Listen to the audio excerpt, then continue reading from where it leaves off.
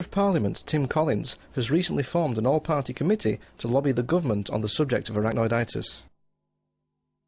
I think it is true that we've got some very powerful groups who have had an interest, if you like, in hoping that this issue would go away.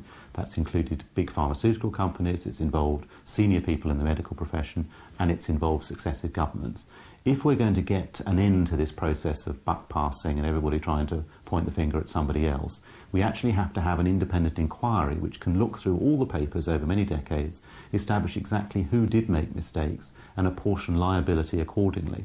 The other advantage of taking an all-party approach to this is that hopefully we can actually say to the government of the day, whoever they are, look, don't think that you are actually going to get a huge amount of criticism for taking a decision to set this up, and don't think, for that matter, any one of the political parties is going to lose out, because we're all equally guilty, but hopefully equally we can put ourselves together and actually re-establish public confidence in the process. What I'd also say to the medical profession and to the pharmaceutical companies is that there is no longer any possibility of pretending to people that this problem didn't occur. There's no way this can be swept under the carpet.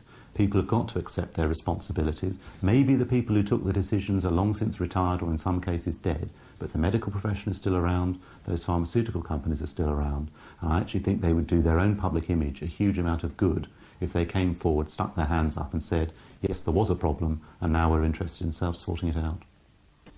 Because when you hear somebody who says, I have back pain, 9 times out of 10 it's painkillers, go home, rest. And they come back, I've still got back pain.